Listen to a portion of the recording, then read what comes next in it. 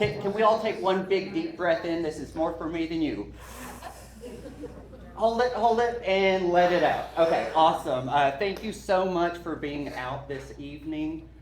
We've got a great event planned with two great candidates. Before we get started, though, I do have a couple of announcements.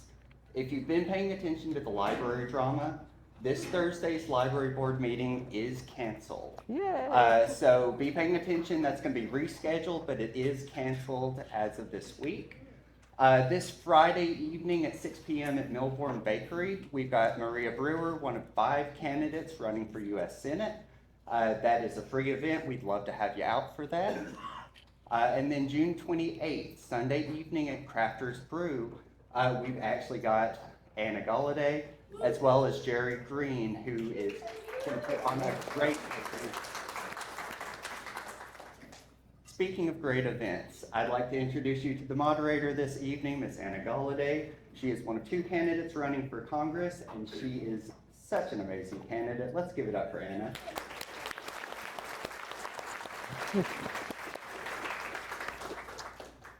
Thank you, Chase.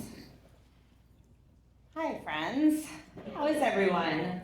As Chase said, my name is Anna Golladay, and I'm really thrilled to be here tonight. Tonight, we are going to help Democrats in Anderson County and primary voters hear directly from the candidates about their vision for the district, their approach to state government, and their case for being the strongest nominee to take on Rick Scarborough in November. This forum is hosted as a voter education event. Both candidates will receive equal time. Questions will cover local and state issues, campaign strategy, and the kind of leadership that each candidate would bring to Nashville.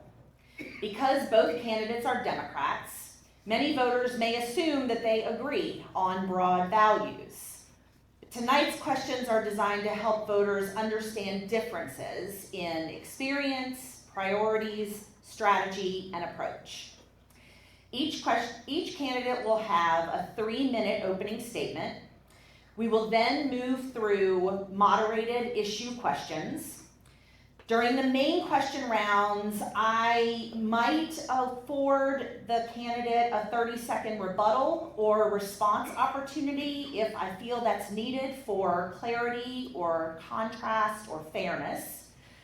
And then we will also be including a short audience question section using written and screen questions on the index cards that you all have in front of you. And then we will have a rapid fire round where we will do yes/no questions, and then I will give each candidate the opportunity for a 3-minute closing statement. To keep this fair, I will be enforcing time limits. I have shared with both candidates. I'm going to give them a hand signal when they are close to their time, and I will only interrupt them if they have significantly gone over. My hope is to not have to interrupt them at all. Friends, as I take my seat, would you join me in welcoming candidates Ann Backus and Kelly McCampbell.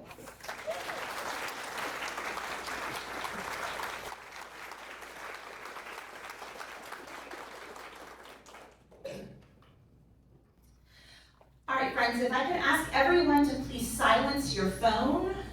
We want to make sure that the candidates all have ample opportunity for clarity and lack of anything that disturbs. All right, ladies, we are going to begin with opening statements.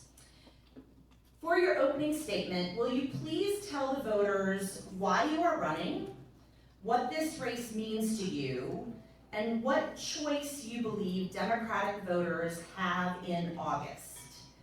Each candidate has 3 minutes, and we will start with you. I'm Ann Backus, running for the Tennessee State House, District 33. I have lived, worked, and volunteered in this community for 45 years. I worked at Y12 as a project and a program manager for 33 years. I supported my children as a Girl Scout leader, a band mom, a classroom volunteer, and a Sunday school teacher. I believe volunteering in my community is important, especially working with children and youth. I do this through my work as a court-appointed special advocate, or a CASA, through my youth advisory roles, and in my church. I believe in defending and strengthening public education, ensuring affordable health care for all, and a society where we can support our families. I support public education.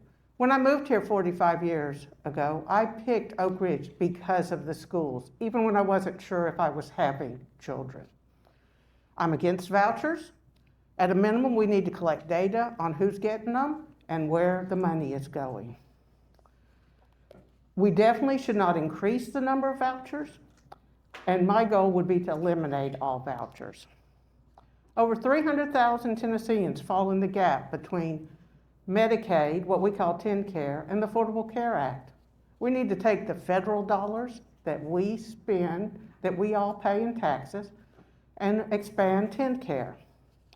This would help with support rural hospitals and nonprofits that provide women's health care.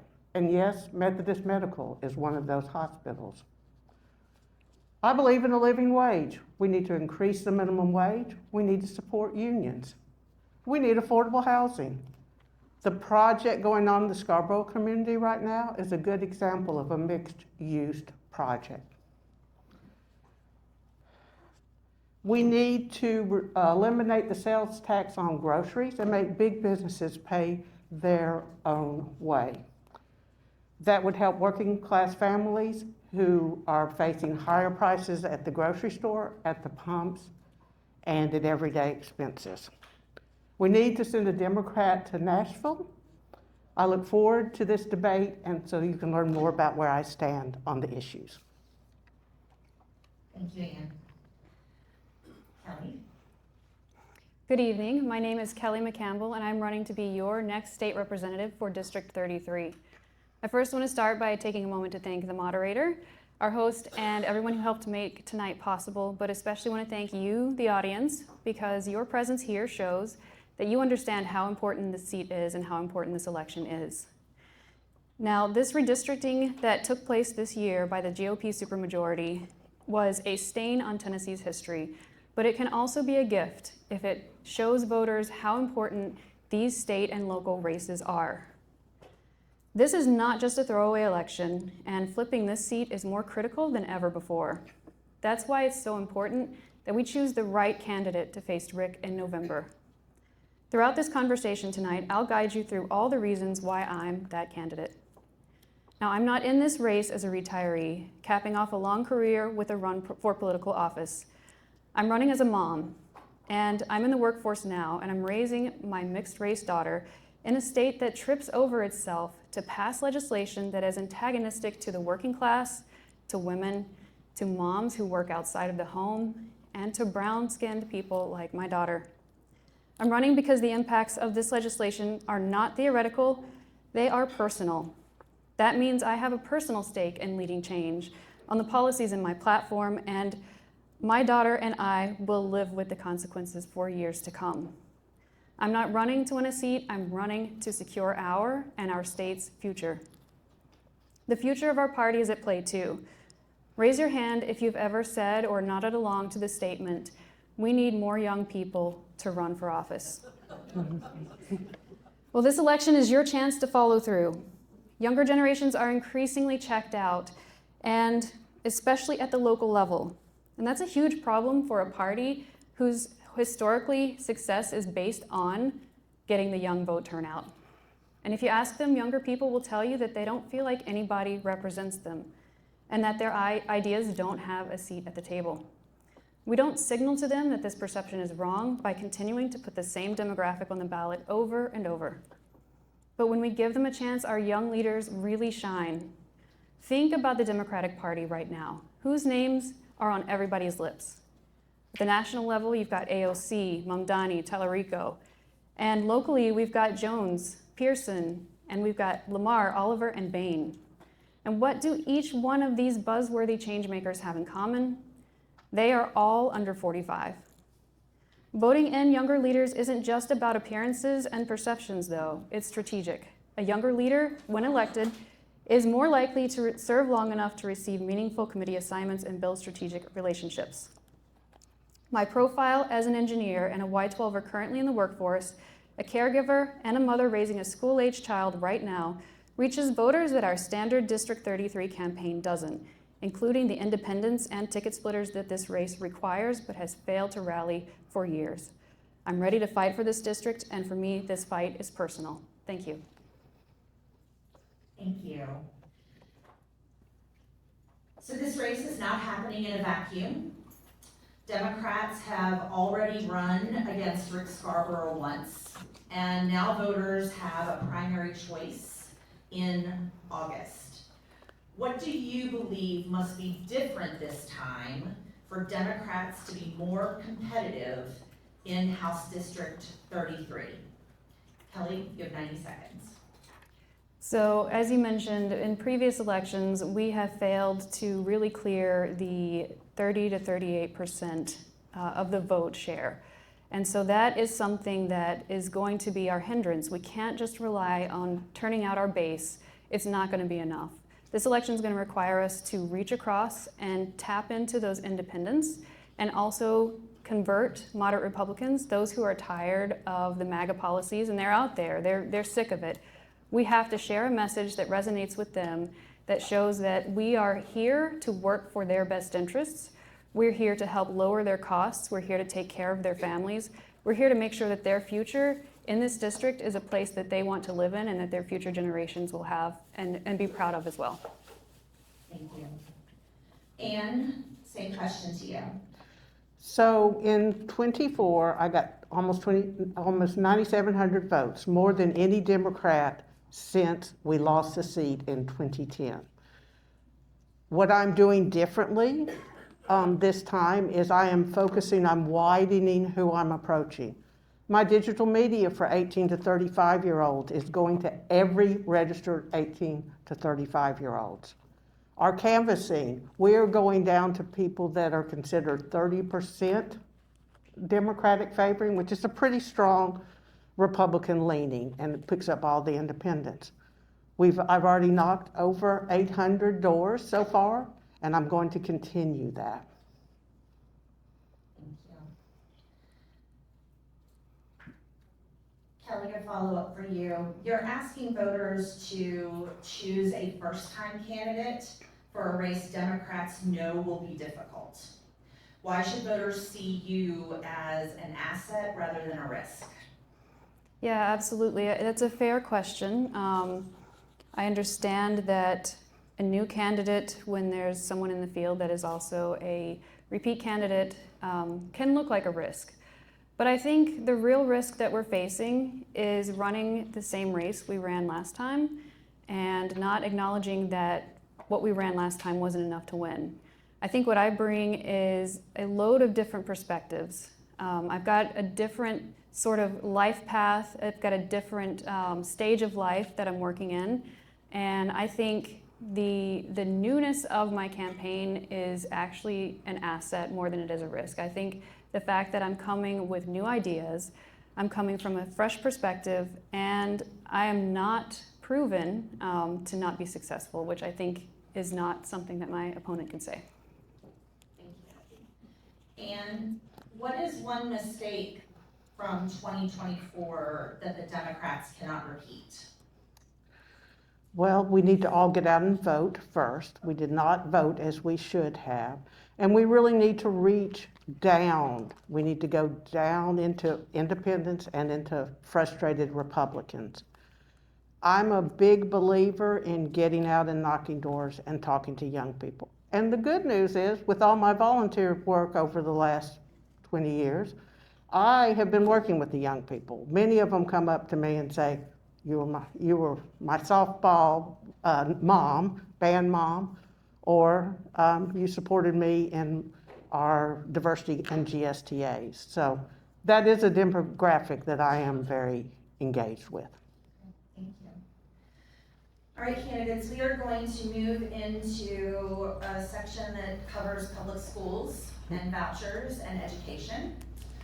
The first question for you both is, Tennessee Republicans have pushed private school vouchers while public schools are still dealing with staffing needs, funding questions, testing pressure, and facility challenges.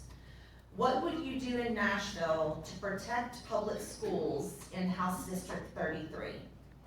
Ann, we'll start with you. Okay. So we need to repeal vouchers. And believe it or not, there are Republicans that would work with us on that. Monty Fritz, who is the total opposite of me. We cannot find anybody further apart than we are.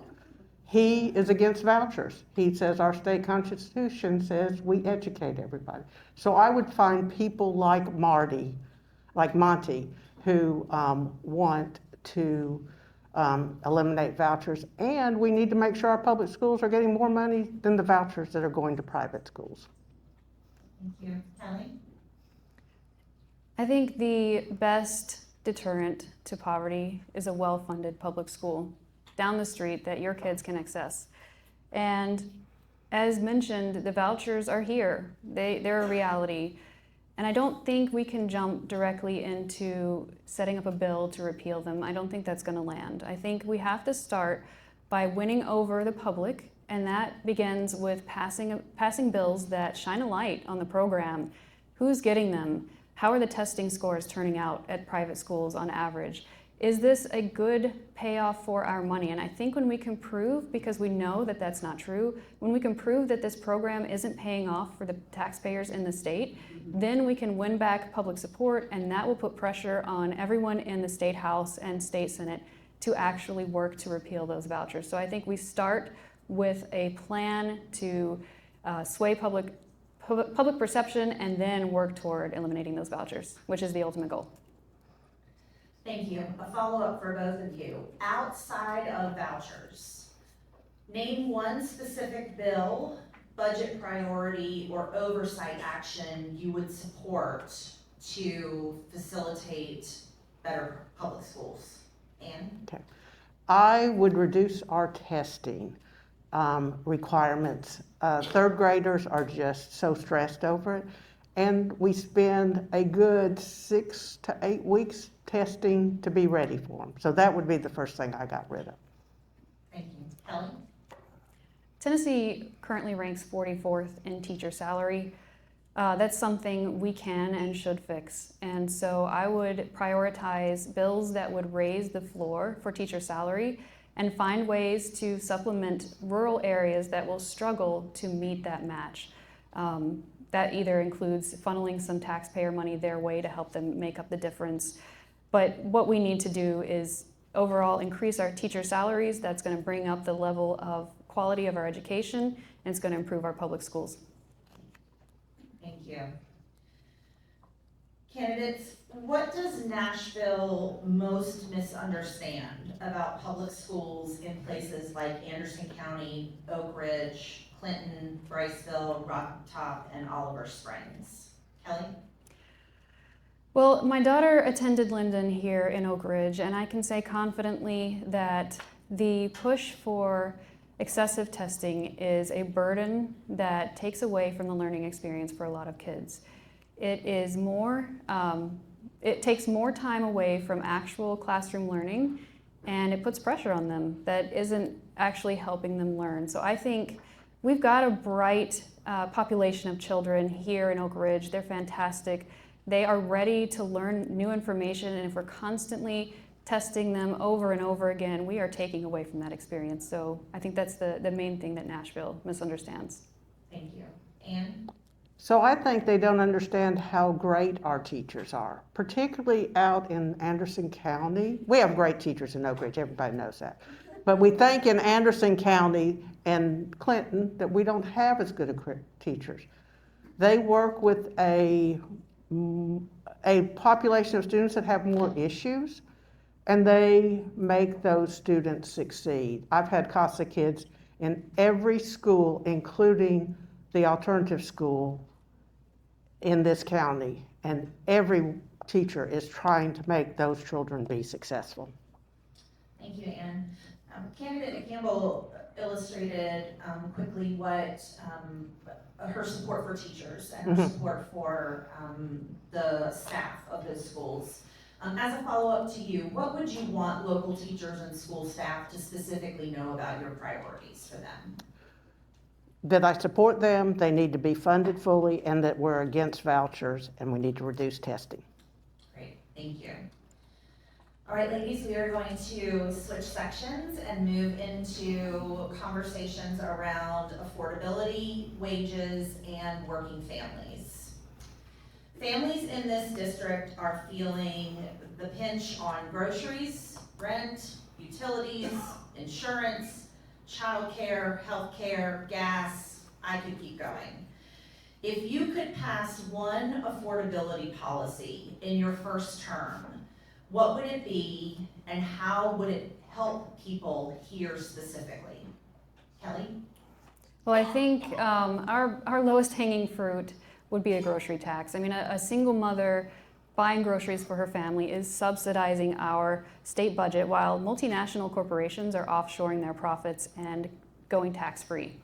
I think that's a loophole that we need to cut. We need to use that money after we cut that loophole to backfill what we're going to lose in the grocery tax, but I think the grocery tax itself is a high priority for us and we need to take that off of people's budgets. Thank you. That's my answer too. I think the first thing to do is to cut the grocery tax and make our big businesses like the AI centers near Memphis pay their fair share. Okay.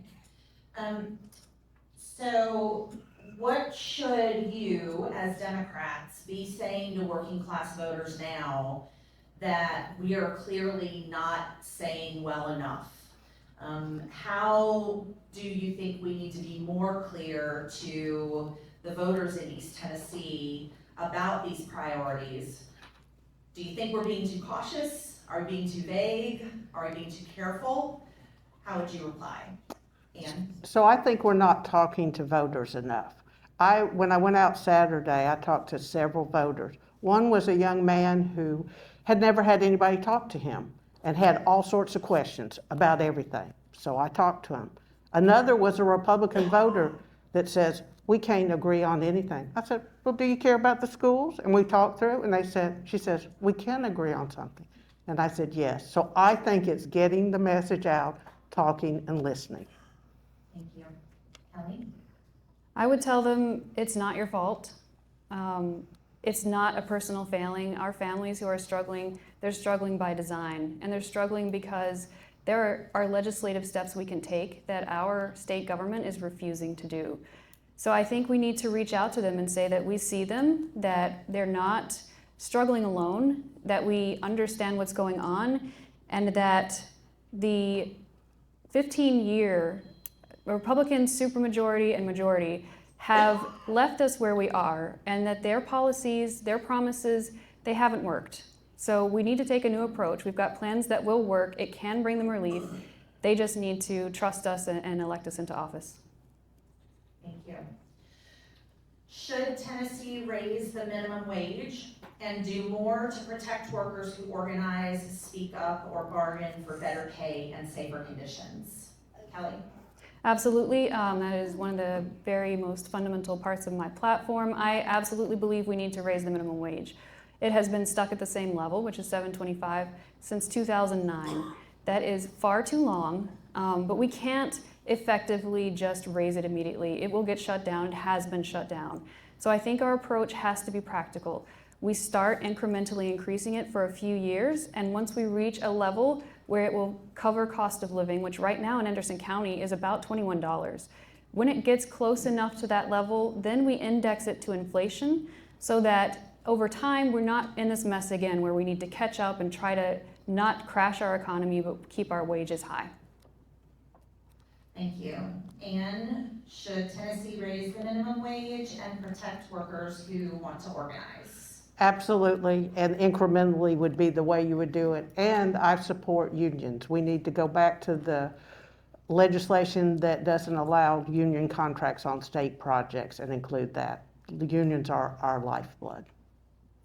Thank you. All right, moving on to healthcare. mental health and addiction. Tennessee families are dealing with high premiums, prescription costs, long waits, mental health gaps, addiction treatment needs, and rural healthcare access. What is your first healthcare priority for House District 33? Ann? I think we need to address mental health coverage. I was having a conversation with my neighbor across the street. He pays $800 a month for himself for insurance, and mental health is not included. Mental health is the root of addiction issues many times, and it's the reason if you don't have your mental health treated, you can't get a job, you don't do well in school. So that would be where I would focus first, is to make sure we have that coverage. Thank you. Kelly? Specifically for healthcare in general, I think it's, again, the low-hanging fruit is bringing back Medicaid coverage here in the state. We're letting those dollars that we're sending away go to other states. It's absolutely absurd. So we bring back our Medicaid dollars to this state. And we also need to focus on making sure that we're not treating mental health as criminal. We need to start understanding that people who have mental health struggles are, again, it's not a personal failing. Addiction, it's not a personal failing.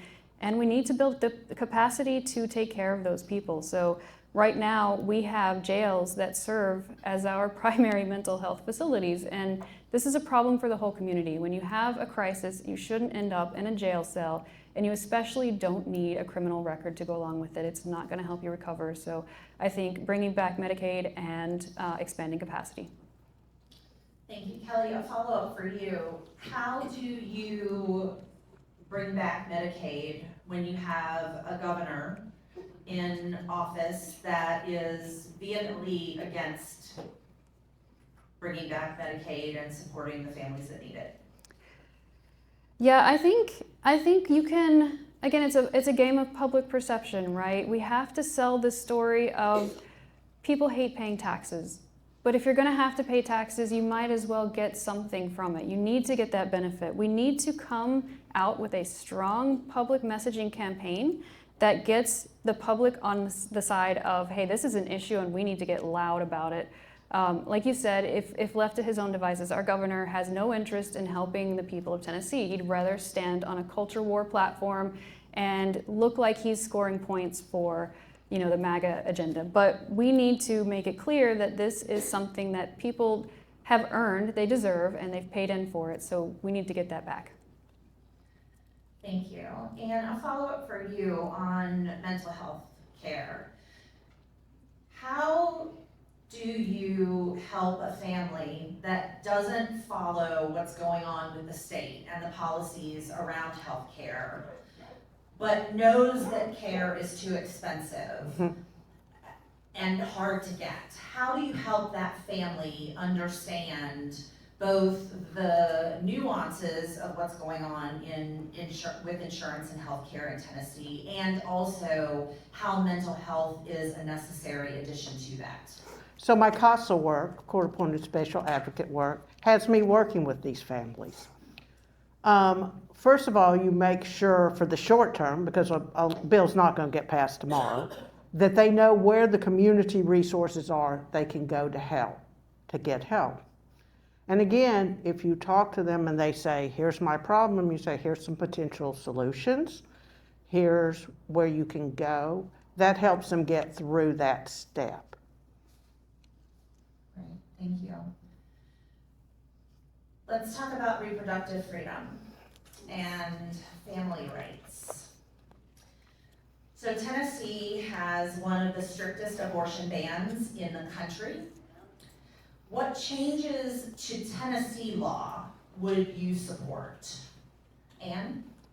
So I think women's health care should be a decision between the patient, the doctor, her family, and her faith. And we need to pull back and get that as our law. Short term, I think you have to address the issue of miscarriages. That's probably the immediate problem, is to get people who are having miscarriages can't get health care. So that's sort of the short term. The full one is we need women's health care, period. Thank you. Kelly? So knowing that Tennessee has the worst maternal mortality rate in the country, we need to address this head on. Things that are making this difficult in Tennessee would be that doctors are so confused by the laws that they are afraid to treat patients. Not only that, but they are threatened with criminal proceedings. So we have to take that sting away. We have to make sure that doctors can practice medicine in confidentiality without facing criminal penalties. And then the second thing that we would do is take away the ability to refuse or delay health care based on moral and religious grounds. We take an oath. When you become a doctor, you take an oath to help people. That should extend to everyone.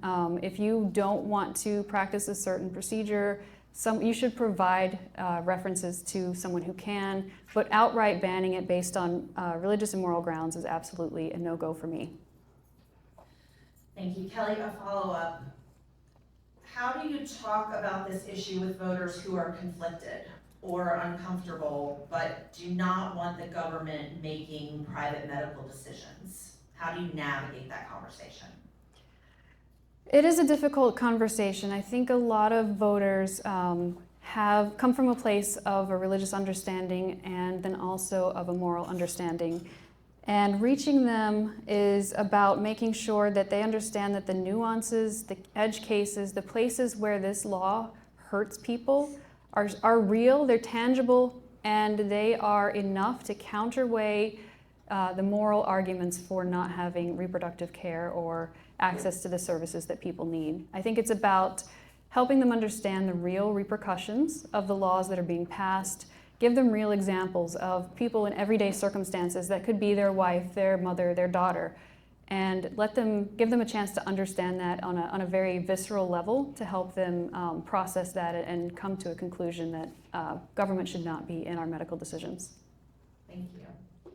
And a question for you. Should Democrats lead with reproductive freedom, respond to it when asked, or fold it into a broader message about personal freedom and government overreach? I would say the third option, because when I talk about it, and I had a conversation with a young mother holding a baby about this issue. She was against abortion, but as we talked through it, she goes, you know, if it's a miscarriage, somebody ought to be able to get that care. So it's talking to people, it's including it in your message, and that it is a health care issue. Okay, thank you. Kelly, how would you respond to that question? Could you repeat the question? Sure. Would you lead with reproductive freedom? Would you respond to it when asked? Or would you fold it into the broader message around personal freedom and government overreach? I think the answer can be that it depends on your audience. I think if we're talking to a progressive audience and we don't address it, that's going to feel like we're not ready to fight for returning us to a pre-Roe v. Wade breakdown situation. And I think that will alienate our base voters as well. We need to keep them with us. We need to tell them that this is a priority for us. But when it comes to the broader messaging, if it's an audience that maybe is mixed or leans a little bit to the Republican side, we absolutely need to fold that into a government oversight, government control sort of messaging framework. Thank you. One last question around this topic. Do you believe that Tennessee should explicitly protect access to contraception, IVF, and medical privacy? And if your answer is yes, how is that handled? Meaning through state law or a constitutional amendment? And if no, why? Ann? Okay. The answer is yes. So I think you try at least to start with the state law. I think that is easier than a constitutional amendment, but eventually I would like to see it included in a constitutional amendment. Thank you. Kelly? I think it's fundamental. I think if our argument coming from the other side is a pro-life message, then I think it's the only thing that makes sense. if we want to reduce abortions, which I think is something that is a goal for all of us. We don't want people to have to go get abortions when they don't need them, or if we can avoid them even getting to that point. So contraception is an integral part to that.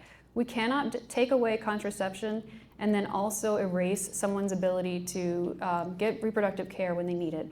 IVF, I think, is something that has broad support. We need to drive home the fact that things that fight against this, like fetal personhood bills, they are going to interrupt IVF, and that is going to affect people who really want children, people who are pro-life. It's going to affect everyone equally. It's not going to have the impact that they're looking for. So yeah, I think making sure we're messaging that correctly. Thank you. All right, let's move on to talking about Oak Ridge and the federal workforce, energy, and the economic development that comes with that. So House District 33 includes communities tied to Oak Ridge, federal workers, contractors, scientists, trade workers, and the broader energy economy. What should a state representative do to protect and strengthen that economic engine? Kelly? I think we have a lot of exciting development coming in here in Oak Ridge. I think it's a great thing, and I think we need to make sure that we help support that, but we want to prioritize the well-being of the citizens that are here. So let's bring in this new development, but let's make sure that anything that we do to incentivize them, which is something that would be handled at the state level, that it comes with real accountability, real oversight, real guarantees for jobs, and not just jobs, because an $11 an hour job is not the same as a $30 an hour job. So we need to make sure that these jobs coming in are paying well, they're bringing up the wage for the workforce here, they're employing people, and they are doing it in a way that is safe for the environment, safe for the community, and has a positive impact on the well-being of the citizens. Thank you. Anne? Could you repeat it again? This community includes federal workers, contractors, scientists, trade workers, and the broader energy economy. What should a state representative do to protect and strengthen that economic engine? So I think we need to ensure through legislation or pressure, whichever works best, that the jobs are actually being given to Anderson County and Roane County area residents. They can have union jobs, but if they're bringing them from Michigan, that's not helping our local people. So we need to apply pressure that they use our local workers. And it's fabulous that we're becoming a nuclear powerhouse in the world, and we need to take advantage of that. Thank you. So economic development is often sold as jobs and investment, but communities also have to deal with roads and housing, schools, utilities, land use. What should the public get in return when big projects receive public support? Anne? So I think our mistake has been to let big business come in and give them all of these tax credits, and they're not paying taxes, but then we have to provide the infrastructure. So I would go back and hit that problem, because they either need to pay for the roads that they have their people riding on, or pay their taxes. Okay, as a follow-up, how do you influence local legislation regarding that if the TIF or the pilot is coming from them and not from the state? Well, much of it is coming from the state to begin with, so that's one place. I think you go and you talk to the county commission, we got at least one in the room, county commissioners, and say, you know, this is money that they're taking from our citizens. Thank you. Kelly, what should the public get in return when big projects receive public support? I think that incentives are really a structural part of how we attract these businesses. I'm not advocating for not giving incentives. I think they need to be time limited so that that revenue eventually does come in. We need to make sure that these deals that we're handing out are not in perpetuity tax breaks, right? We need to make sure that eventually we're getting something back from them. But Most of our infrastructure, utilities, local services, they're paid for through taxes, usually property taxes. And so what we need to ensure, as Ann mentioned, is that locals are being hired, but then the next key component of that is making sure they're being hired at high wages, which is going to help them to pay higher taxes here, invest in local schools, and bring more money in to address those infrastructure and expansion needs. Okay, thank you.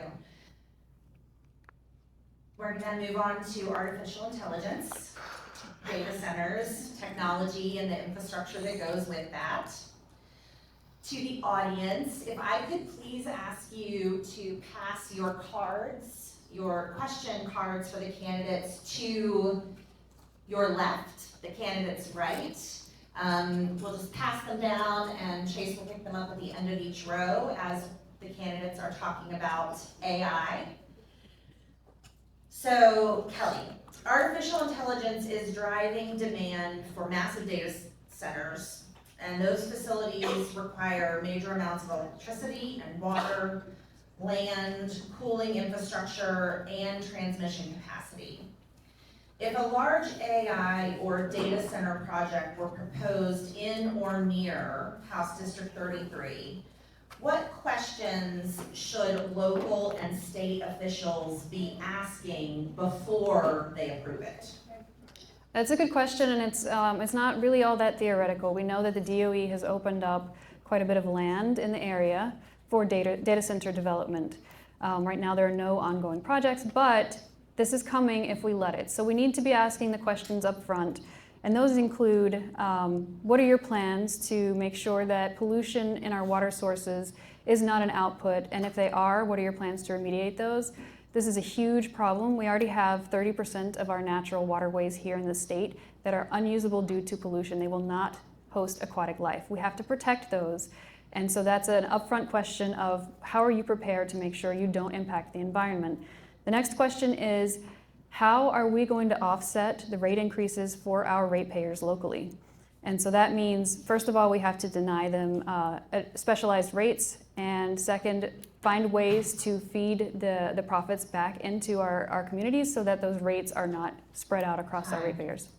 Thank you. And if a large AI or data center project were proposed in or near House District 33, what questions should local and state officials be asking before it's approved?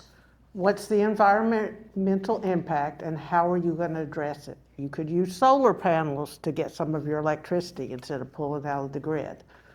And the environmental is just the impact on the water and the air and everything. Thank you.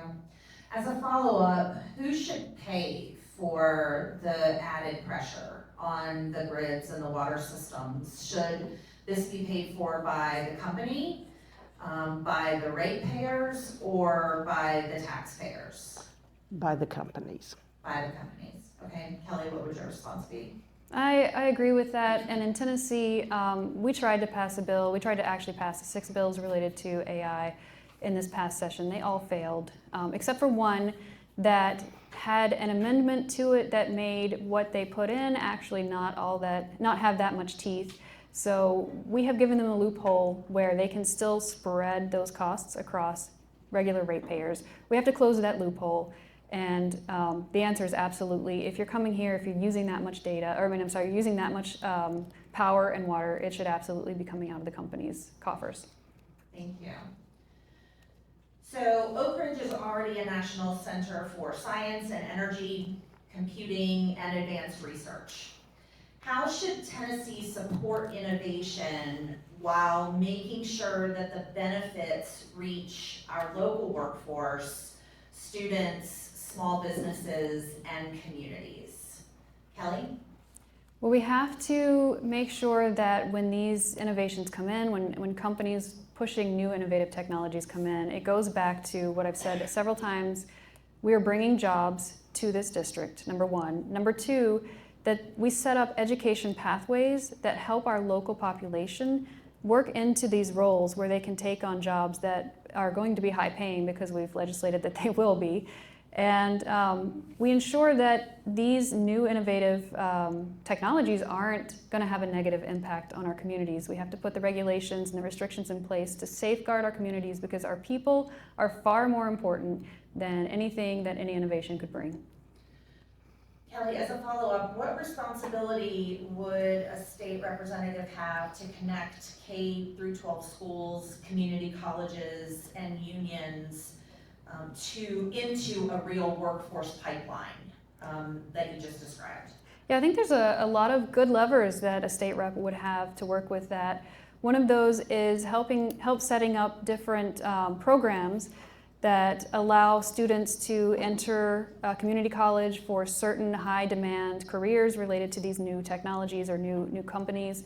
And when they graduate and take a job here in the district, they can have reimbursement for their tuition, for example, that keeps the flow of qualified people working, but it also helps make sure that they stay in the district with us as well. And then that's going to benefit the local companies. As far as unions, we can help make sure that we strengthen our unions, we don't undermine what they do, and support the flow of those students into unions so that they can sustain high-paying wages. Thank you. And I'm going to ask you a different question. Okay. Government agencies and private companies are increasingly using data-driven tools to make decisions.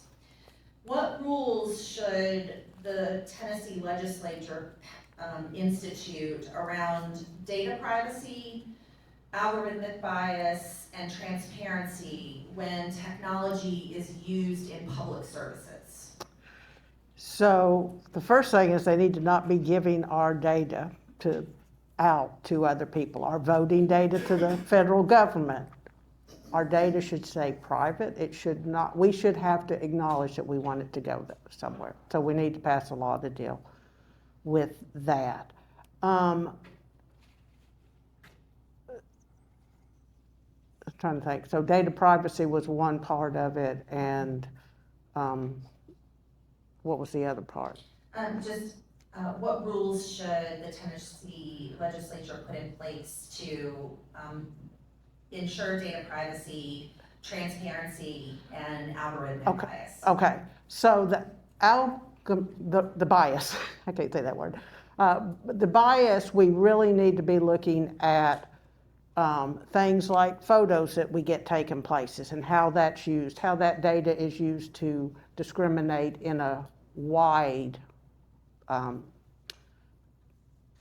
view. Like when we are at the airport and they take our picture, if they pass that along, there is proven studies that show that is racially biased against people of color. So we need to kind of set laws that say don't do that. And do you believe, as a follow-up, Anna, do you believe that that is the purview of the Tennessee state legislature, or is that something that would need to have pressure put on from a federal standpoint? I think there are things we can do. It needs to be both, but we need to start at the state of what we control, and that's our voter rolls, as for an example. But anything we control, we should put a rule on it. Okay. Kelly, how would you respond to the curiosity around what role the Tennessee state legislature should play in passing regulations that could mitigate privacy issues? Yeah, I think Anne brought up a few good points. One, I do believe that we should move toward the European EDPR rules. They protect their citizens very well. We need to replicate that here. But at a state level, we do have vulnerability where photos and personal data can be used to track you or to label you or to put you in systems or databases that you don't belong in. I think we can stop that at a state level by making sure that our state law enforcement agencies cannot use that data in a way to sort of pre-screen people or choose people to reach and touch or, what am I trying to say, to pull over, to target with, based on just the data that they've gathered. Second would be algorithmically, we do know that we have industries that are using algorithms to set pricing. about our consumer habits, and we need to make sure that we regulate against that so that we are not having these companies charge us the maximum price that we can pay, even on an individual level, by stealing the data that we are not giving away. Thank you. Let's move on to housing and utilities, specifically as it relates to some of the more rural communities that we have here in House District 33. First for you, Kelly, what does the state legislature often miss about smaller and rural communities in this district? I think what the state legislature misses for the smaller communities here is a gap in middle housing. We have lots of land. We don't have a land problem. What we do have is an inventory of houses, especially in the rural areas that are mid-sized or starter family size that people can get into affordably, start their families in. We have that. As you get closer to urban areas, there are opportunities for getting an apartment. There are condos in some places, but that early, intro-level housing is not something that really exists naturally out in the rural areas. So I think we need to pay attention to that and make sure that we incentivize that kind of infrastructure being built. As a follow-up, if local governments had more flexibility to address that, how would the state either provide leniency or tighter regulations in order to make sure that happens, but it happens with care and intent? Sure, and I think you're speaking to locally different zoning laws, right? And making sure that in areas that we need to incentivize that kind of housing growth, that our zoning is flexible enough to accommodate that where it's needed. That means perhaps working with the state to reclassify certain areas from commercial to residential use. If there are regulations at the state level, for example, restrictions on duplexes or sort of these side houses, these splitting land into a smaller house on the same land to rent that out or sell that out. We need to take those and dismantle them so that we can encourage and give the power to the localities that they need to build that housing. Thank you. And people in this district see growth, traffic, aging roads, narrow roads, sewer and water needs, broadband gaps, and housing pressure. What infrastructure issue would you make a priority for House District 33?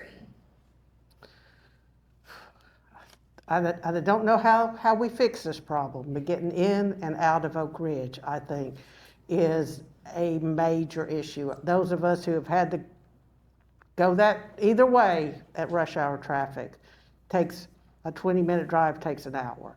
And we're gonna have to, that is money that's not from the county.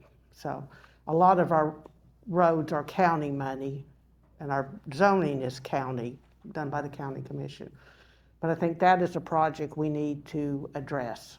Now, how we get, because we got a river to go across, but we need to look at it, see what we can do. So to clarify,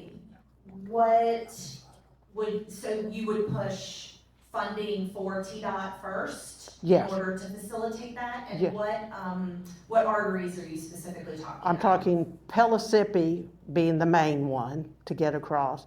But also if you're going out the west end through, by the plants, they're doing some work out there which makes it harder. But I think Pellissippi is the major one. Okay, thank you.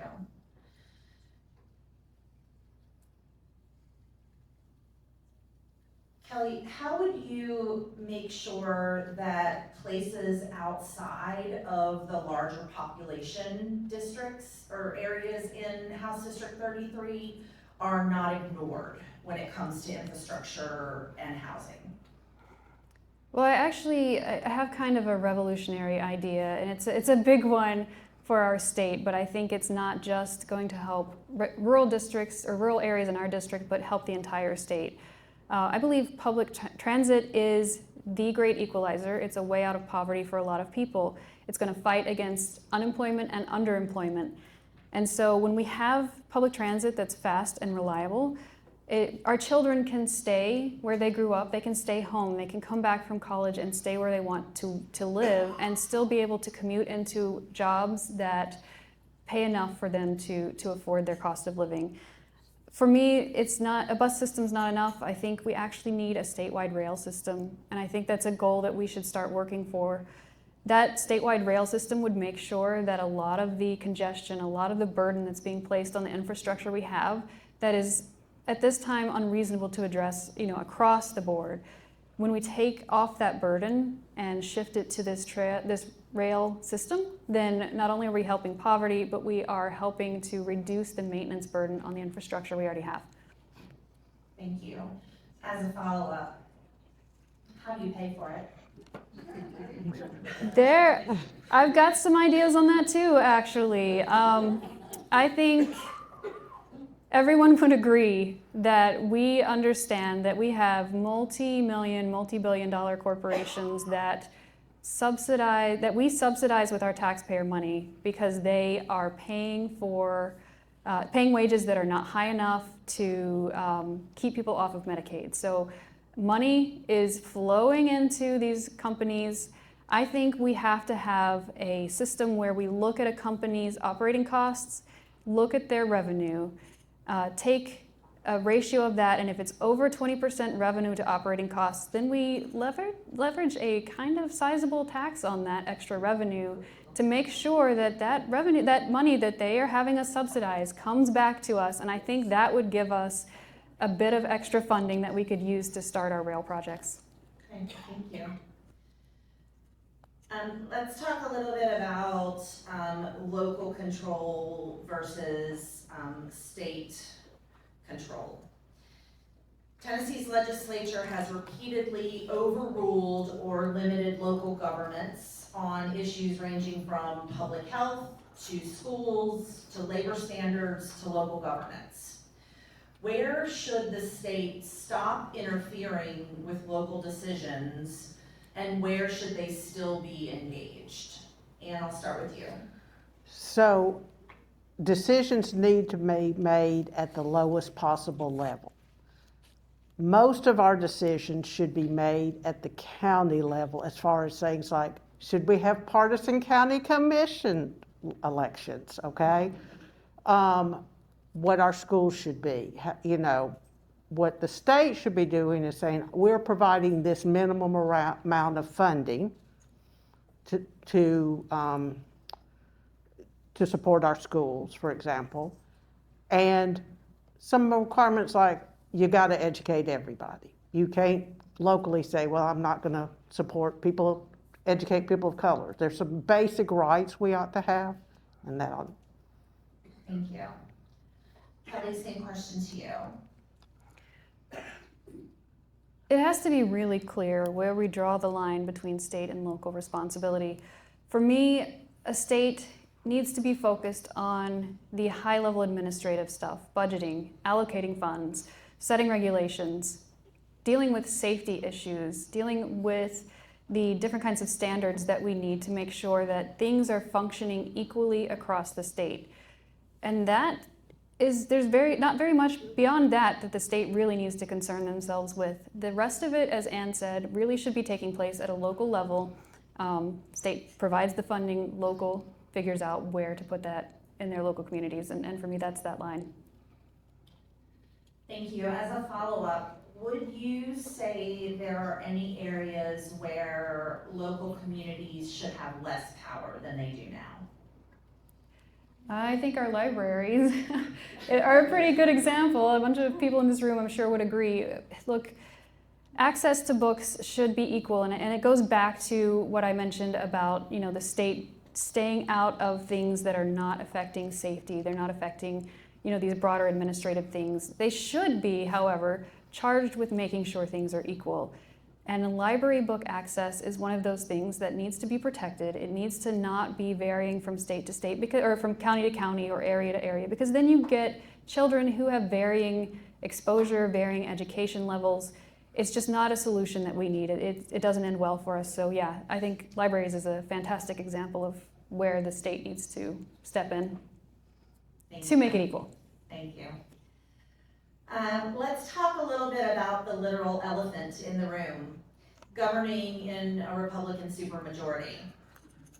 If elected, you would be one Democrat in a Republican supermajority. What is your theory of power in that environment? Anne? So I think first, as I've said before, you go and you find issues that you can work with Republicans on, and there are some. And then I think there is a point where you have to stand up, even though you know you're in the minority, and say, this is wrong. I would have been right there with all the Democrats with the redistricting, saying this is wrong. And so we will have those times and we need to stand up. But again, I've worked with a variety of people and we generally could come to an agreement on some things. Okay, thank you. Kelly, same question. I think the approach is three-pronged. First of all, as Anne mentioned, you go for the things that you can find common ground on. Get things done. There's plenty of good legislation out there that do share broad, across the aisle support. But then when it comes to putting forth bills that matter, that follow our platform, we need to continue to push those out, even when we know that they're not going to succeed. It's going to establish our position. It's going to help build the bench. And it's going to get us on growing the coalition for the next cycle. We also want to, third, force floor votes, which means getting all the state reps, all the state senators on record on their positions on these controversial bills. That can then be used to help us contrast as we run again for office. And finally, what we need to do to make sure our bills are successful is to make sure we're focusing on describing what our bills are accomplishing, avoiding labels, keeping the language clear and concise so that they can stand a better chance of success. Thank you. If you were, Kelly, to give an example of an issue that you would compromise on, that maybe isn't always one that Democrats would agree with you, what example would you give in that instance? So I think that for me, that would probably have something to do with gun control, but there's a limit to that. I believe that at a state level, we're not changing the fact that our federal constitution allows for the carrying of firearms. And so reasonable accommodations to that amendment are something that we can compromise on. But there's definitely a line. When children are in danger, that is an especially red line for me. And making sure that our gun laws still include common sense and include the policies that broad, vast portions of the population do support. Background checks is something that is universally well supported. So can compromise on a few things on gun regulations, but there are definite limitations to that. Okay, thank you. And do you have an example of an issue where you would compromise? Well, gun control. I thought about another one that's already left my mind. Gun control is the big one. I mean, I think common sense gun control is where we need to go. I've never shot a gun. Y'all ought to be worried if I try to go buy one and probably get an ERO out on me. But so I think that kind of stuff is what we need. Okay, thank you. All right, we are going to finish this round of questioning with a conversation around your campaign strategy and your electability. What is the clearest argument you would make against Rick Scarborough? Not for you, not in favor of you, but against Rick. Kelly. I think this one's actually pretty easy. Rick has sold himself quite successfully as a moderate Republican, but if you take a look at how he's actually voted, he has rubber stamped every single MAGA policy that has come across the desk. The only exception is vouchers, and I think that puts a halo over his head that we need to remove. We need to make sure that voters see clearly that he is fully in support of all of the worst MAGA policies. He votes along party lines. He's really kind of selling it himself. Thank you. And what would be your clearest argument against Rick?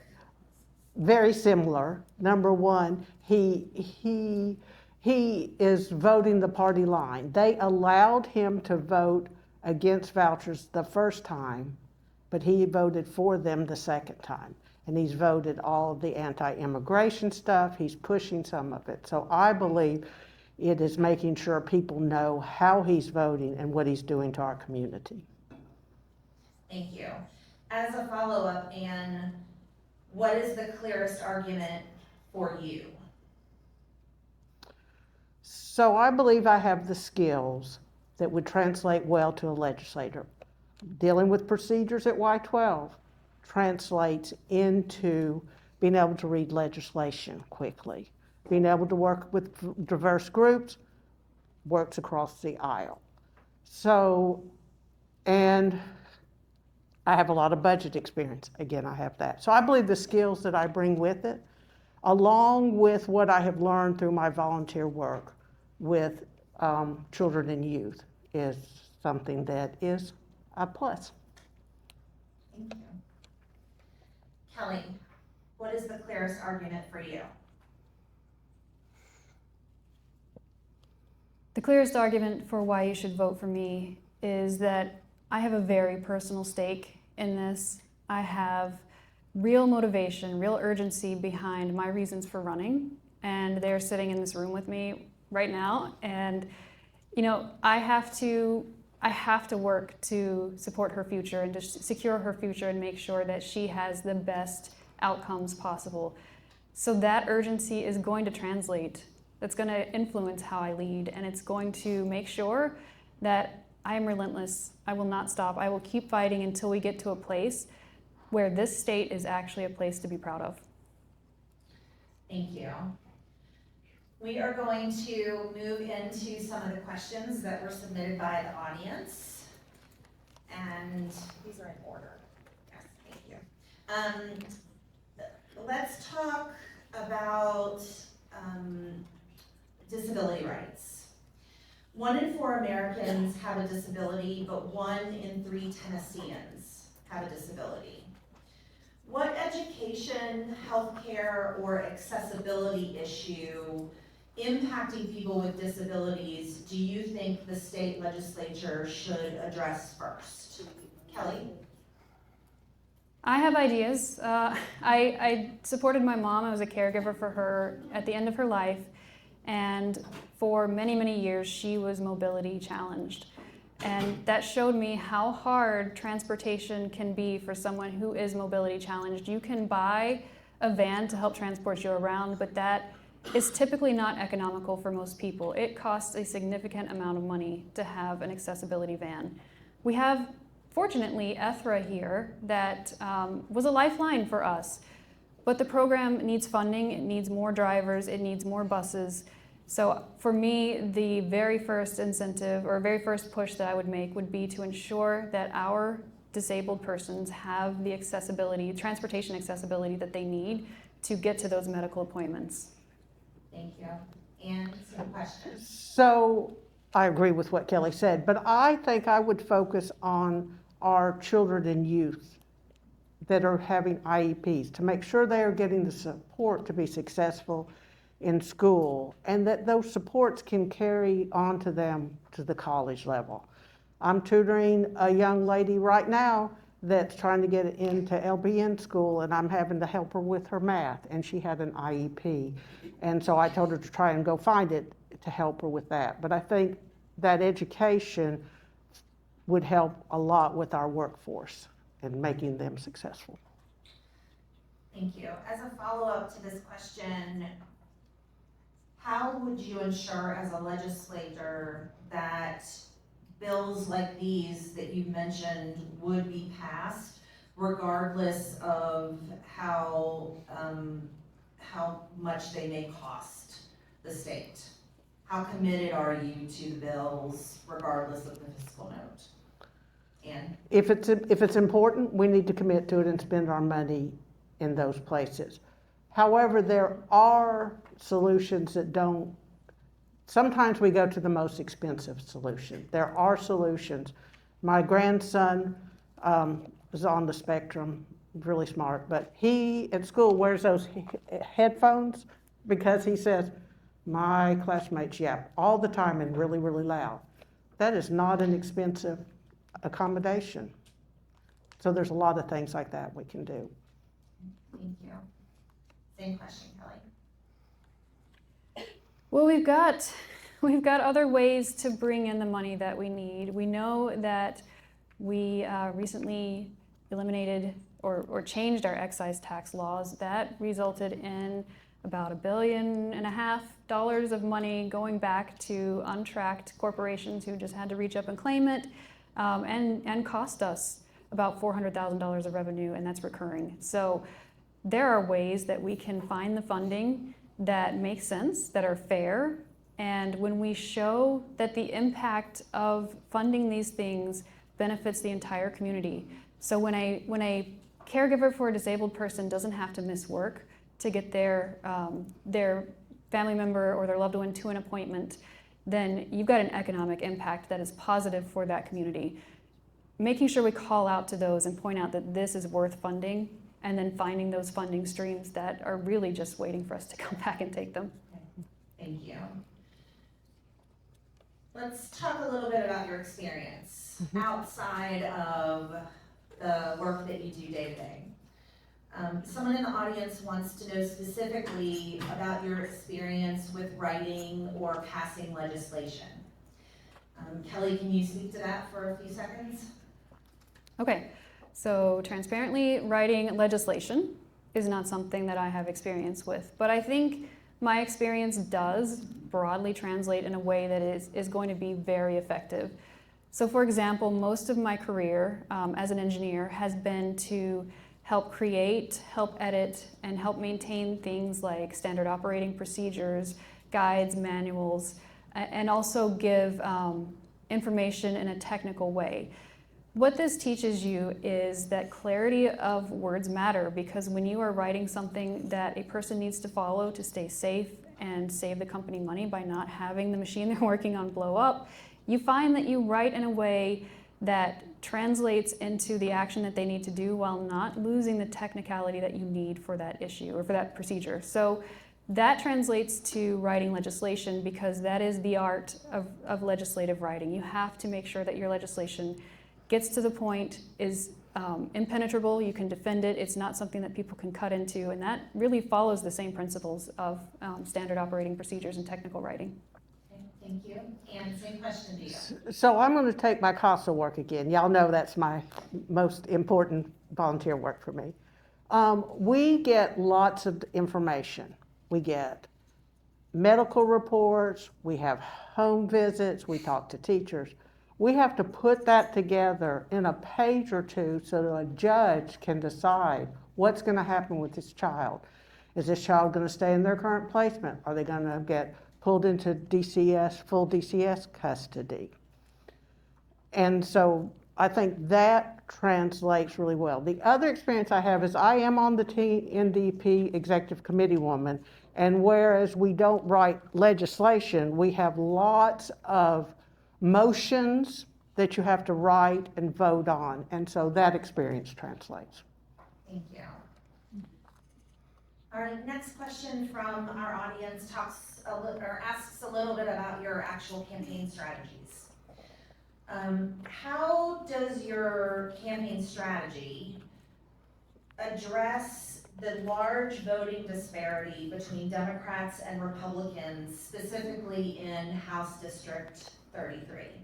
Kelly? I alluded to this early with my campaign introduction, or my introduction for tonight.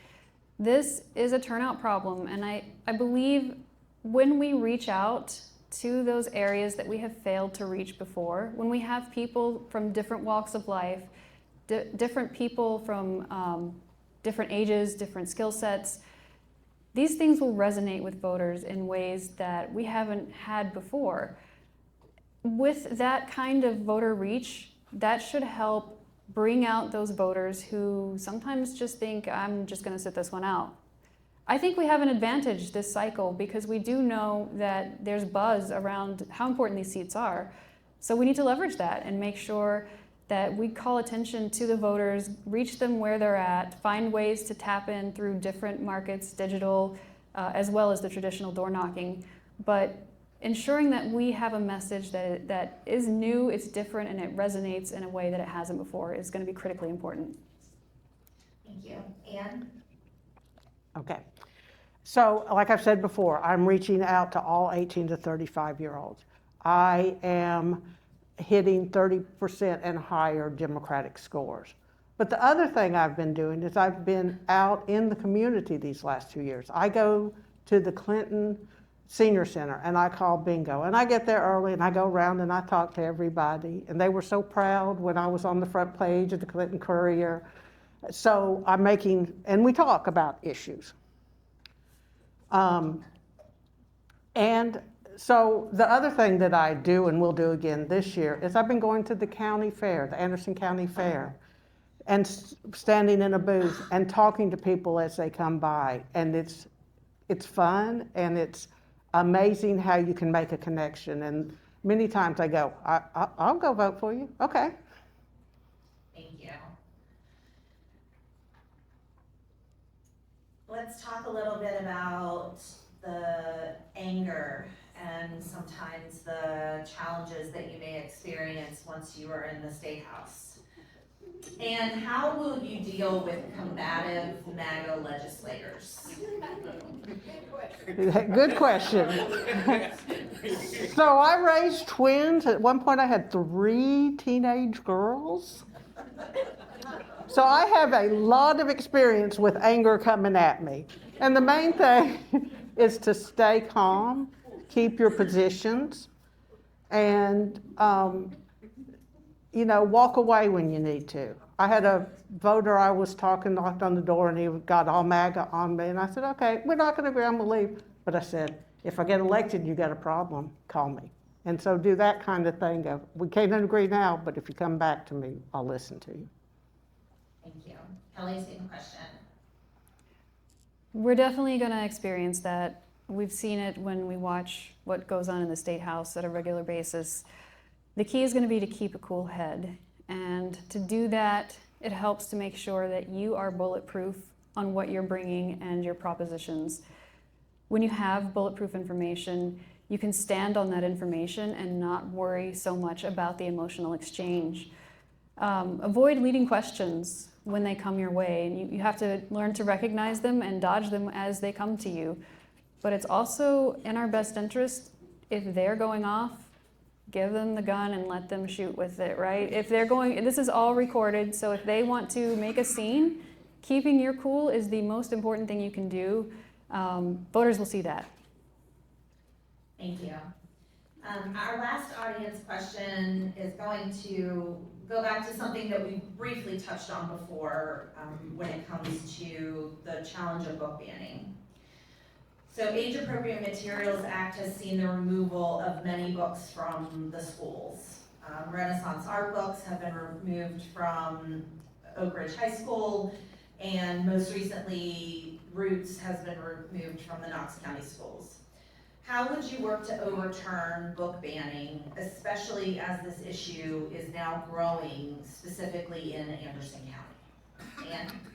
So what I was going to say when Kelly addressed the issue was our state legislature has passed laws that make this work. So we need to work to repeal that. And the example I was going to use was the Oak Ridge schools. It made me cry. I'm in the library twice a week for different clubs. They have at least this much full of books that they pulled from the shelf. They haven't gotten rid of them because they're hoping the law will change eventually. But we need to really make sure people understand the legislation they're passing.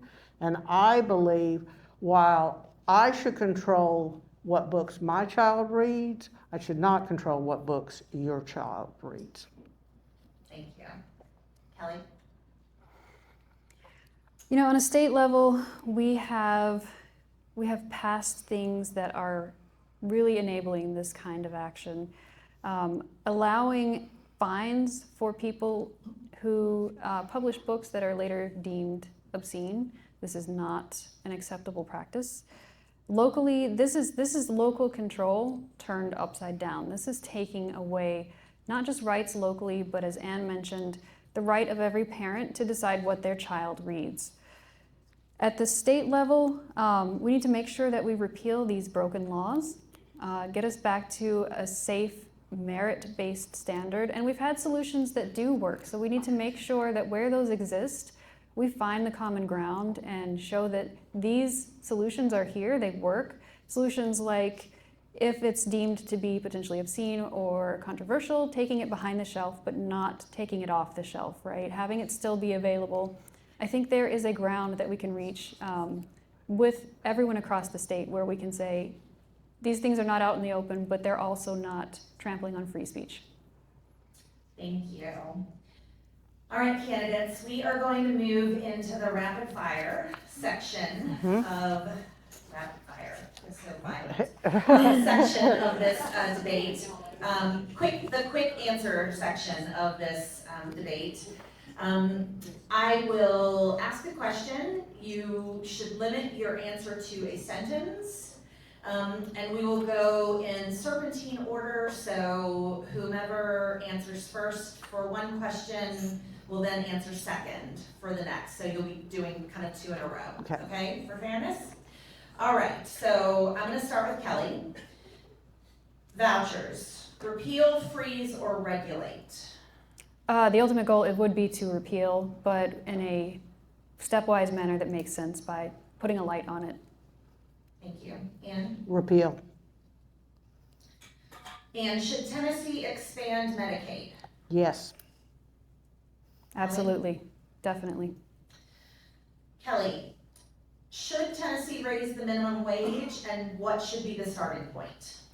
We should definitely raise the minimum wage, start it with a maybe $1 to $1.50 raise, and then move incrementally from there. Thank you. Ann? Same. And should local governments have more authority than they currently do? I think everything that we can do at the local level should be done there, and there are some things that need to move there. Thank you. Kelly? In most areas, yes, as long as we don't compromise equality, safety, or the standards that should be in place across the state. Thank you.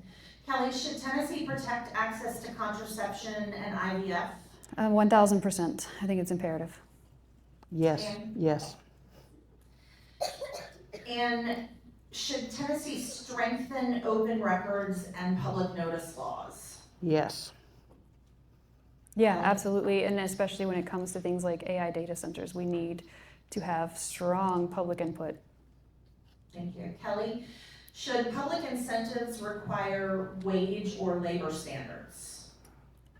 I think it's definitely part of the package deal. If you're going to get an incentive, you have to be giving back to the community. And? Yes.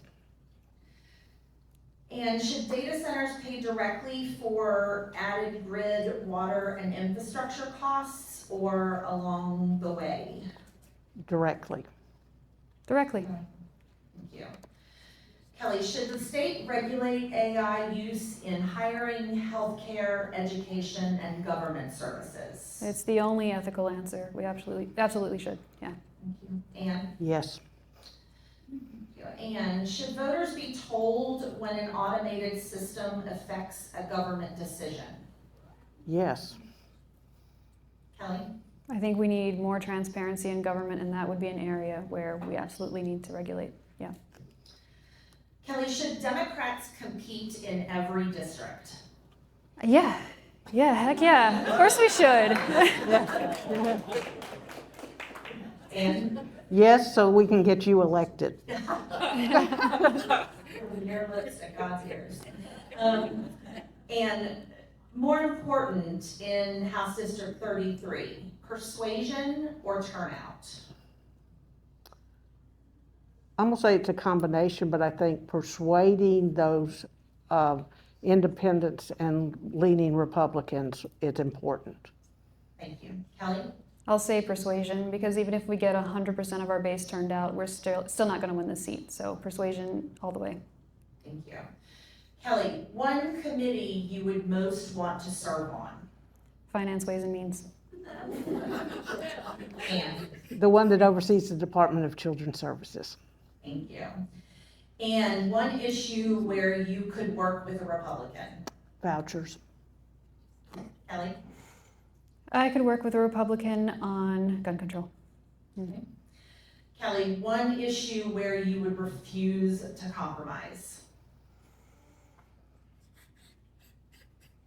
Freedom of speech. Definitely. And, Women's health care. thank you. And the last question in rapid response. One word, Anne, that you would hope voters associate with your campaign? Kindness. Kelly? Fired up. All right, thank you. Candidates, thank you so much. Thank you.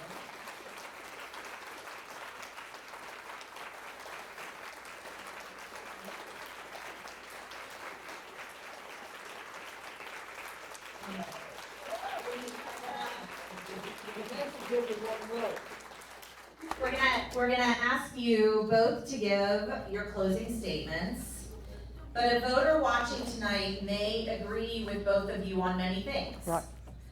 They want Rick Scarborough replaced, they want Democrats to compete, and they want the strongest nominee for November. In 3 minutes, make your closing case, why you, why this race, and why now? Kelly, we'll start with you. Tonight you've heard a lot about what sets my opponent and I apart. Our perspectives on the issues, our approaches to leadership, and our motivations. In the overlap where our policies align, our lived experience and our stake in the future could not be more different. And as a working mom trying to run a household and raise a daughter in this district right now, the actions of our legislature are poignant and painful. And I found that that personal pain is the best motivator for driving a person to work urgently and relentlessly for a solution to end that pain. That urgency will come through in the way that I lead as your state representative. And I want to reiterate one thing. When it comes to legislative experience, Ann and I are both on equal footing. We both have none. My opponent likes to tout her experience with the local party, but that experience neither endows her with the right to the seat, nor does it assure that she is ready to lead on the floor of the General Assembly. Ann lost against Rick Scarborough 32 to 67% in 2024, and her experience has not changed substantively since then. When we can't rely on her experience to win an election, it isn't her experience that we need to be talking about. I'm not a party insider, and that is the point. I bring real-world problem solving, the kind I use every day at work, instead of years of political maneuvering. I bring real, in-the-trenches perspectives that my opponent does not, and that the kind that resonates with voters and validates their own experiences. The math on this race is straightforward. We will not win this seat unless we win with independents and we win with moderate Republicans. Independents don't care about a candidate's party bona fides.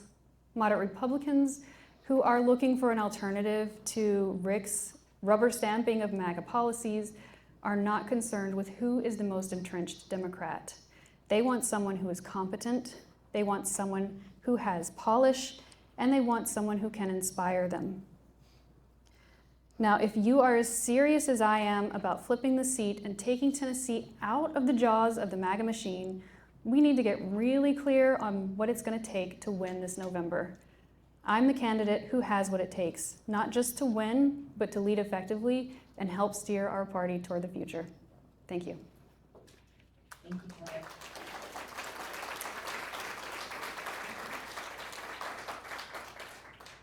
Thank you, Anna, for moderating this debate.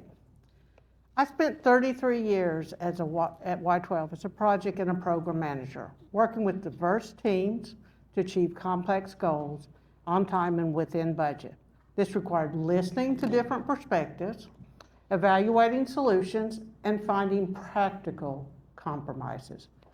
That experience directly translates to public service and working across party lines.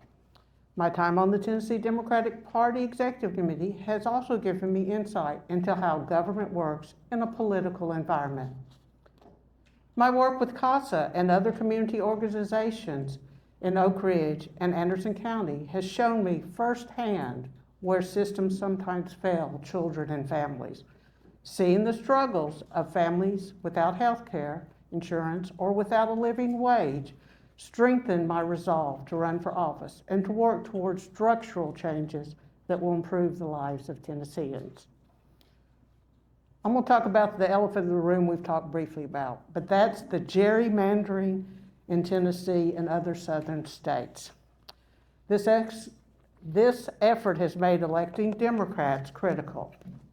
While the claim is it's partisan gerrymandering, we are returning to a Jim Crow South where Black and brown minority voters are not allowed access to the ballot. With the new maps, they don't have the opportunity to elect someone who truly represents them.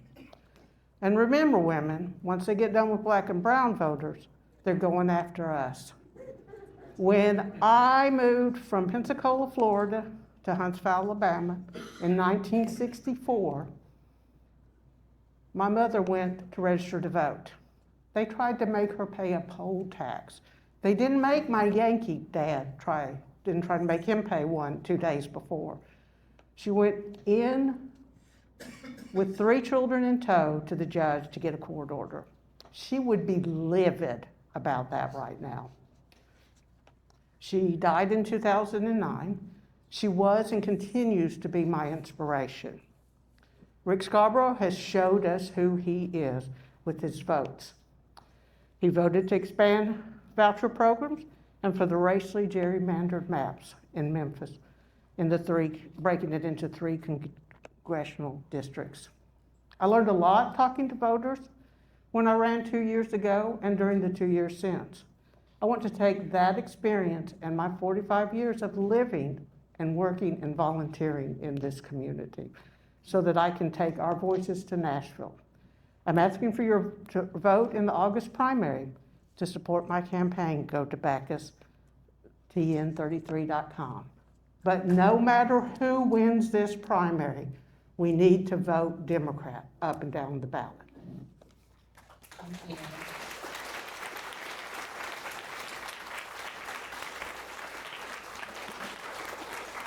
Candidates, thank you for your time tonight. You both presented very thoughtful and meaningful reasons why the folks of House District 33 should give you their votes. I want to thank the audience for being very quiet and controlled. I didn't expect you to throw things, but I don't expect you to be as quiet as you were. I'm very proud You of can you. throw money. Yeah. I welcome all of you to join with the Anderson County Dems later this month as we welcome Jerry Green and myself to Crafters Brew. It's gonna be fun. Thank you. Thanks, good job.